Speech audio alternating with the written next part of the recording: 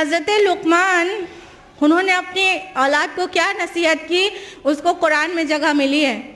قرآن حکیم نے حضرت لقمان کی نصیحت کو قرآن میں جگہ ملی ہے، اللہ تعالیٰ نے اس قرآن میں جگہ دیا ہے۔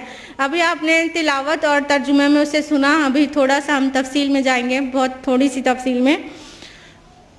سب سے پہلے حضرت لقمان نے جو نصیحت کی تھی وہ تھی توحید۔ سورہ لقمان سورہ نمبر 31 آیت نمبر 13، یا بنیا لا تشرک باللہ، اے میرے بچے اللہ کے ساتھ شرک نہ کرنا، ان الشرک لظلم عظیم، بے شک شرک ظلم عظیم ہے۔ سب سے پہلی بات جو حضرت لقمان نے کہی، پہلا سبق وہ تھا توحید کے متعلق کہ اے بچے شرک نہ کرنا کبھی، شرک ظلم عظیم ہے، اللہ کو ایک جاننا۔ کیا ہم اپنی اولاد کو توحید کا سبق پڑھاتے ہیں؟ ارے توحید لفظ سے ہمارے بچے ناواقف ہیں، بالکل ناواقف۔ جبکہ حقیقت یہ ہے کہ اللہ تعالیٰ نے توحید کی بیج انسان کے اندر رکھ چھوڑی ہے، والدین کی غلطی ہے کہ اسے پانی نہیں دیتے۔ تو ضرورت اس بات کی ہے کہ ہم اللہ کی وحدانیت کا احساس کرائیں اپنے بچے کے اندر۔ جب وہ توحید پرست ہوگا تو سب سے زیادہ کانفیڈنٹ نظر آئے گا، آپ دیکھیے گا۔ سبق نمبر 2 حضرت لقمان کی طرف سے وہ ہے آخرت۔ سورہ لقمان سورہ نمبر 31 آیت نمبر 16، اے میرے بچے اگر کوئی چیز رائی کے دانے برابر ہو اور ہو بھی کسی چٹان میں یا زمین میں یا آسمان میں، اللہ اسے لا حاضر کرے گا، بے شک اللہ تعالیٰ بڑا باریک بین اور باخبر ہے۔ ہم اپنی اولاد کے اندر بھی آخرت پر ایمان پختہ کریں، اسے جواب دہی کا احساس اس کے اندر ڈالیں کہ جو کچھ کر رہے ہیں اس کا جواب دینا ہے، یا آپ جو کچھ کرتے ہیں اللہ تعالیٰ اس کا جواب مانگے گا کہ یہ جسٹیفائیبل ہے بھی کہ نہیں۔ تو جو کرنے سے پہلے 1000 بار سوچ لیا کریے کہ یہ بات اللہ کی نظر میں جائز ہے کہ نہیں۔ یہ چیز پیدا کرنا ہے دنیا اور آخرت کے مقابلے، اسے آخرت کی پائیداری بتانا ہے اور دنیا کی حقارت بتانا ہے۔ ہم تو اس کا بالکل الٹا کر ڈالتے ہیں، اسے مادہ پرست بنا ڈالتے ہیں۔ ارے بیٹا پڑھنا ہے ایگزام میں اچھا ہونا ہے، کیونکہ بہت ٹف کمپٹیشن ہے، پھر آپ کیسے کامیاب ہوگے، پھر کیسے ہائی سیلری جاب ملے گی۔ ہم تو اسے دولت کمانے کی مشین بنانے کے انداز میں شروع سے تعلیم دے رہے ہیں، تربیت کر رہے ہیں شروع سے۔ وہ اس کے ذہن میں ایک بات ہے، کامیاب ہونا ہے، کامیابی کی کیا ذریعہ سمجھتا ہے، ڈھیر ساری دولت کمائیں گے تو کامیاب ہوں گے۔ اسے دنیا کی حقارت اور آخرت کی پائیداری بتائیے۔ کامیاب ہو دنیا میں بھی، ڈاکٹر بنے، انجینئر بنے، آفیسر بنے، لیکن آخرت کو بھول کر نہیں۔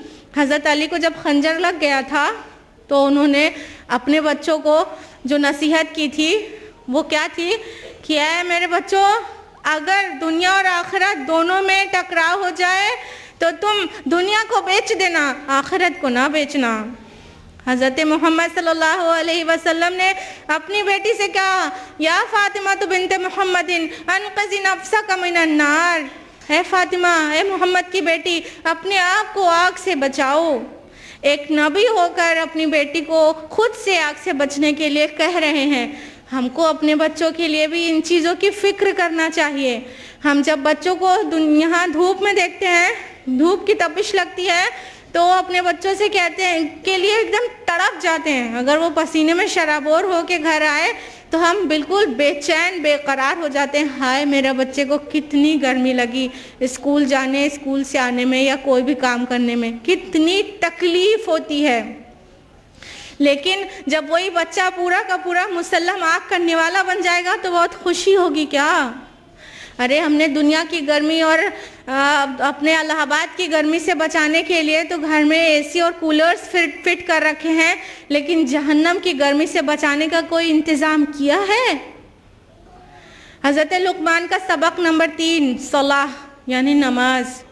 سورہ لقمان سورہ نمبر 31 آیت نمبر 17، کیا بنیا اقم الصلاۃ، اے میرے بچے نماز قائم رکھنا۔ کیا ہم اپنے بچوں کو نماز کا حکم دیتے ہیں؟ ہم ایسے ایسے قابل لوگوں سے ملے ہیں جو کہتے ہیں کیا ضرورت ہے نماز کا حکم دینے کی، جب بڑے ہوں گے تو اپنے آپ سے پڑھیں گے، کیا ضرورت ہے کہنے کی۔ یہ بالکل غلط بات ہے کہ کہنے کی ضرورت نہیں ہے۔ پہلی بات تو یہ ہے کہ اگر ہم پریکٹیکل ڈیمانسٹریشن کریں گے نماز کا، یعنی ماں اگر ہمیشہ نمازی ہے، والدین نمازی ہیں، تو بچہ انشاءاللہ 2-2.5 سال کی عمر سے نماز شروع کر دے گا۔ وہ ساتھ میں کھڑا ہوگا، ساتھ میں رکوع سجود کرے گا۔ کرتا ہے کہ نہیں بچہ؟ تو ایک تو پریکٹیکل ڈیمانسٹریشن کی ضرورت ہے، کر کے دکھانے کی۔ لیکن اس کے علاوہ اگر بچہ بڑھ رہا ہے، نماز نہیں پڑھ رہا ہے، تو اسے حکم دینے کی ضرورت ہے۔ اللہ کے رسول کی اس بارے میں رہنمائی ہے، ہم اپنی قابلیت نہیں دکھا سکتے ہیں۔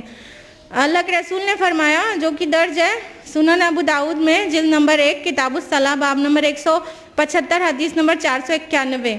اللہ کے رسول نے فرمایا کہ جب بچہ 7 سال کا ہو جائے تو اسے نماز پڑھنے کا حکم دو، اور جب وہ 10 سال کا ہو جائے تو اسے نماز کے لیے مارو۔ تو 7 سے 10 سال میں نماز ہر حال میں بچے کو پڑھنا چاہیے۔ تو بچے کے لیے نماز سے غفلت نہ برتیں ہیں۔ ذرا سا ہلکا سا بخار ہو جائے تو ہم چاہتے ہیں کہ ہم بچے کو فجر میں اٹھائیں ہی نہ، میرا بچہ وضو کرے گا اور بیمار ہو جائے گا۔